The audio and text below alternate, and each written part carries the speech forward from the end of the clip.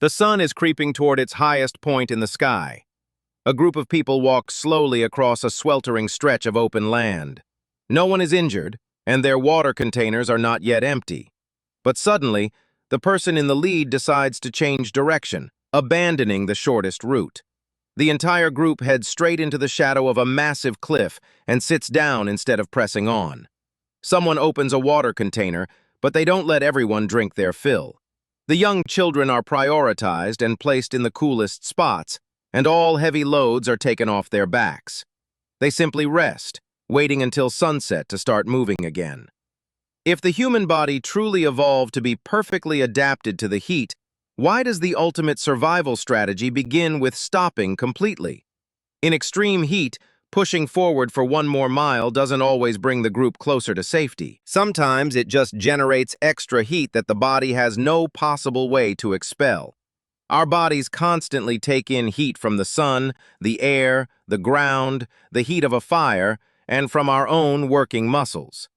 To survive, the body has to expel that heat load through radiation, convection, conduction, and especially the evaporation of sweat. In an extreme heat environment, some of these natural cooling pathways are severely weakened, making evaporation our primary shield. But this shield consumes an invaluable resource: water. Therefore, the question isn't how well ancient humans tolerated the heat. The right questions are, how do you reduce direct sunlight? How do you avoid generating too much metabolic heat? How do you keep sweat evaporating? Where does replacement water come from? And when does the environment actually exceed the body's limits? Before we look at how they controlled this complex cooling system, we need to break down 3 common misconceptions. First, sweat absolutely has to evaporate. If sweat just pours down your skin without evaporating, you are losing water, but taking away very little heat. The efficiency of this process depends on humidity, wind speed, exposed skin area, and ambient temperature. In hot and humid air, the gradient that allows for evaporation drops sharply, making physical activity incredibly dangerous, even if you are sweating profusely. Second, movement always generates heat from the inside. When muscles work, most of the energy doesn't turn into useful motion. It ultimately turns into heat. Walking fast, running, carrying a child, or transporting water significantly increases your heat load, even if the outside air temperature hasn't changed a bit. Furthermore, drinking water doesn't make all the risks disappear. Water allows the body to keep sweating and maintain blood circulation, but it doesn't create shade. It doesn't reduce solar radiation. It doesn't blow away humidity, and it doesn't stop the body from generating heat. It certainly doesn't guarantee that a sick or exhausted person will automatically recover. Another mistake is equating physiological heat acclimatization with evolutionary adaptation. The body adjusting after repeated heat exposure can improve your sweating and circulatory responses, but that is entirely different from genetic adaptation over generations or behavioral traits like shade-seeking. You shouldn't lump all these factors into one single heat resistance gene. Dark skin pigmentation is primarily linked to protecting the body from ultraviolet radiation, not serving as an alternative thermoregulation system to sweat or shade. Finally, not every resident of a hot region had to live in the driest deserts.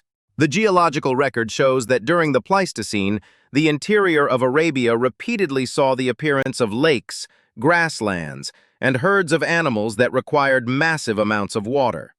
Hominin expansions deep into the interior usually coincided with periods that were much more humid than today. The human body has very clear physical limits. Therefore, the survival system had to do 3 things before body temperature spiked too high: reduce the heat coming in, reduce the heat being produced, and protect the water source used to push the heat out.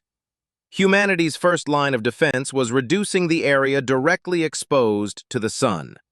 Upright bipedal posture significantly alters the amount of the body pointing straight at the midday sun, lifting the body above the scorching layer of air right at the ground, and reducing the skin area hit by direct radiation. Even though upright posture didn't evolve solely to combat heat, thermal models show it provides a major advantage in certain high sun conditions. The second layer is turning the skin into a giant heat exchange surface. Blood carries heat from the core to the skin, eccrine glands secrete sweat, and moving air carries the water vapor away. Skin with less hair reduces the barrier between sweat and the air. We don't wear a cooling device on our backs. The vast majority of the human body's surface literally became the cooling layer. The third layer is protecting the part of the body that receives the most solar radiation. Hair on top of the head creates a perfect combination. It reduces the solar heat transferring directly into the scalp while still allowing heat exchange to occur. The fourth layer is using body proportions to increase the heat dissipation surface. Longer limbs relative to overall body mass increase the surface area exposed to the air. While body shape is also impacted by genetics and locomotion, long legs genuinely aid in heat loss. The fifth layer is avoiding heat generation at the absolute worst times. The group might depart before the sun gets high, slow down at midday, rest in the shade, do light chores at camp, and only resume the journey in the late afternoon. The sixth layer is choosing a microclimate instead of enduring the average climate. Within the same landscape, people could find the cool shade of a tree, the sun-shielded base of a cliff, a ventilated cave, or an elevated, breezy platform. The temperature recorded for a broad region doesn't reflect the actual heat load at the exact spot a person is sitting. Moreover, shade reduces radiation without forcing the body to spend water on sweating. The seventh layer is protecting the water budget. Water has to serve for drinking, caring for young children and the sick, food processing, maintaining sweat, and preparing for the next leg of the journey. Water containers completely changed the distance humans could travel away from a source. The eighth layer is choosing the right time, when the landscape can actually support life. Evidence in Arabia shows that when lakes and wetlands appeared, humans expanded their territory. When aridity increased, they retreated or lowered their population density. These layers form an incredibly logical survival system, but the evidence for them isn't equally strong. Some are found in the physiology of living people, some in skeletal remains, some in fragments of containers, and some are hidden deep beneath vanished ancient lakes.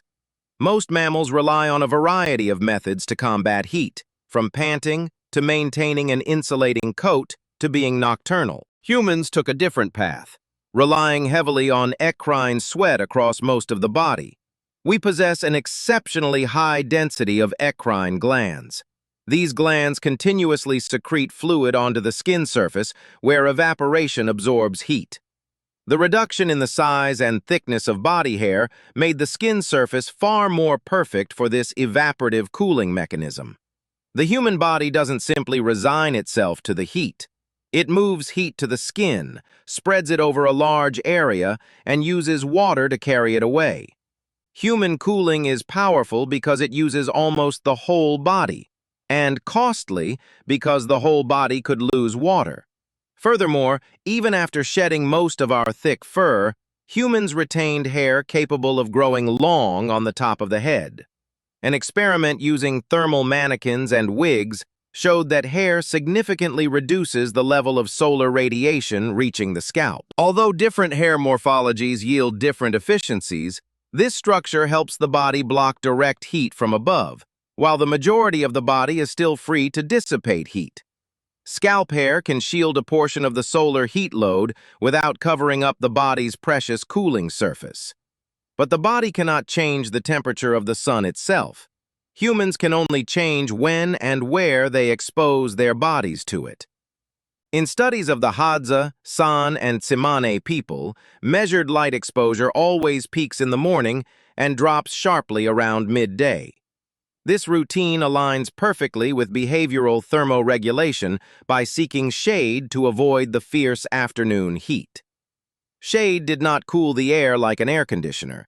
It stopped part of the heat from entering the body in the first place, allowing sweat to function more efficiently without draining the water budget.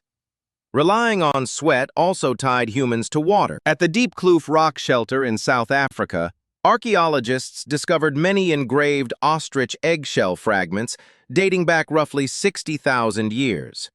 Some pieces feature deliberate perforations, and ethnographic comparisons show that eggshells were often used to contain and carry water. Sweating adapted the body to heat. Containers adapted the landscape to a body that needed water. They allowed humans to drink on the trail, travel to more distant hunting spots, and support those who couldn't reach the water source on their own. Even so, history proves that humans didn't always beat the desert. In the interior of Arabia, research has identified at least 5 phases of hominin presence over the last 400,000 years. Each phase is linked to a decrease in aridity, the appearance of lakes, and moisture-loving fauna. Sites like Jebel Faya and Buhais show that human populations could still inhabit brief climatic windows thanks to localized ecological refugia with relatively stable water. Sometimes survival meant tolerating heat. Sometimes it meant waiting until the desert was no longer at its worst. Physiology shows the body can expel heat. Behavior shows humans proactively reduced exposure. Containers prove water could be moved, and Arabia shows the ultimate limit. When the water system vanished, the body's heat tolerance was no longer enough to save them.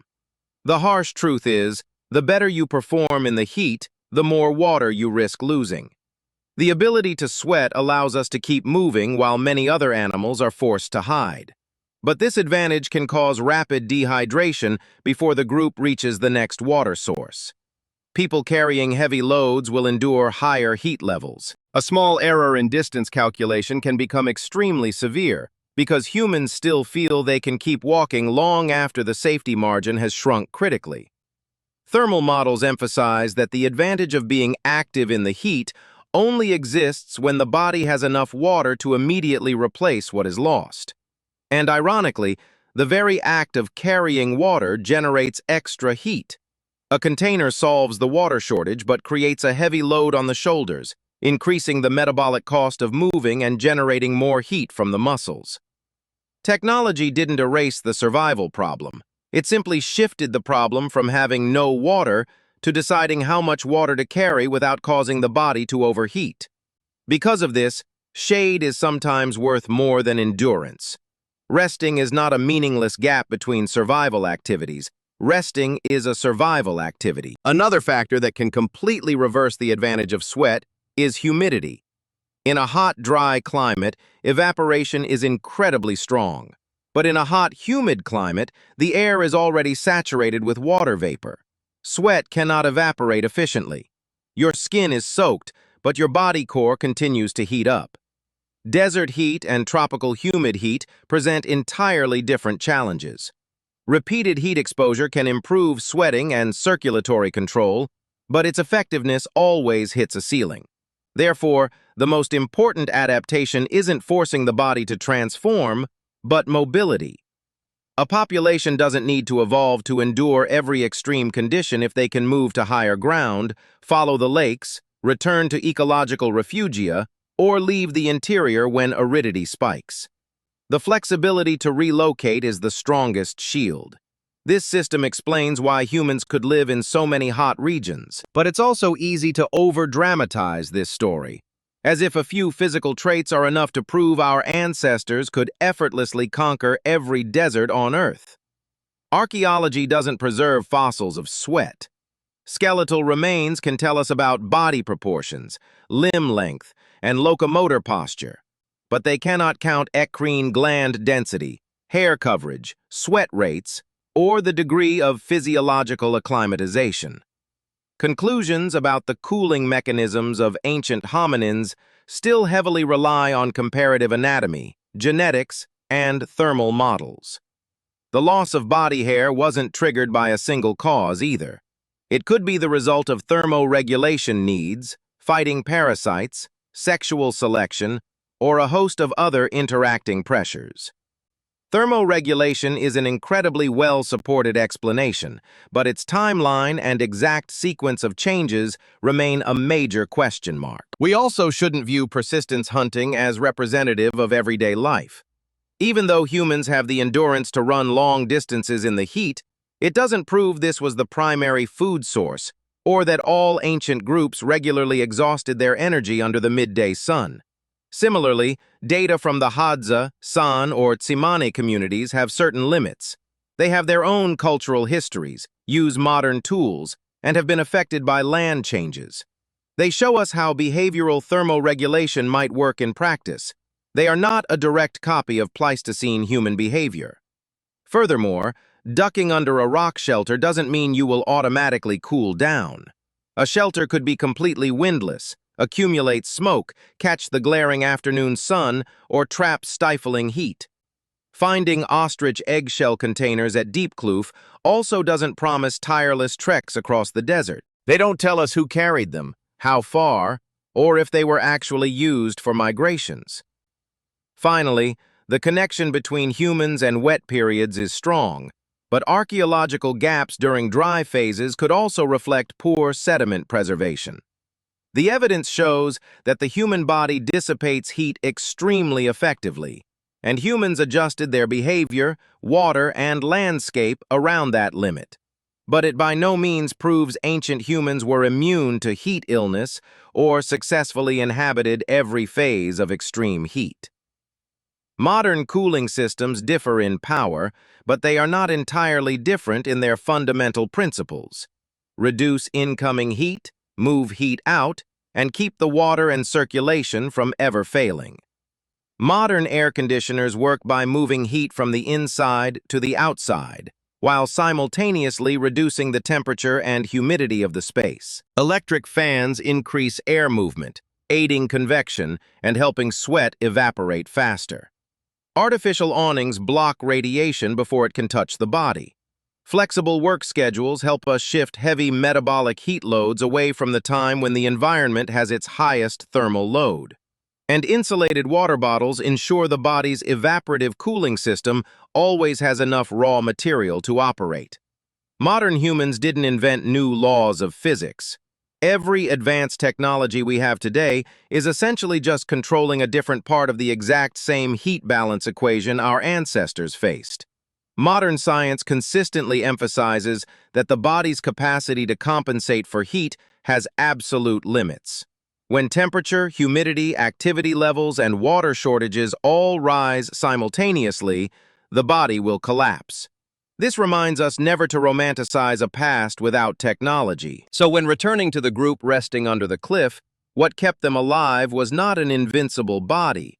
It was the fact that the group never forced their bodies to do more than physics allowed. The sun begins to sink lower. The shadowed area beneath the cliff stretches across the ground. The radiant heat finally eases. Water is carefully and equally shared before the group prepares to stand up. The people carrying the children no longer have to carry any other heavy loads. Their next route isn't the shortest straight line on the map. It is a strategic path connecting the shade of trees, breezy areas, a receding lake bed, and a pre-memorized campsite. The group sets off at a steady pace. None of them are truly beating the heat. They are simply stopping the heat load from exceeding their own body's capacity to recover. Humans survived extreme heat because they possessed a body capable of moving heat to the skin and expelling it through sweat. But that miraculous body only works sustainably when paired with behaviors that reduce direct sun exposure, limit activity during the hottest hours, maximize shade, keep water accessible, and move along landscapes or seasons that still hold enough resources. Humanity's great adaptation doesn't entirely lie beneath the skin. It is evenly distributed between sweat, hair, walking posture, the shade of trees, water containers, memories of ancient lakes, the decision of when to depart, who carries the load, and above all, the decision of when to stop. Humans survived extreme heat not by becoming immune to it, but by building a way of life that kept heat below the point where the body could no longer compensate.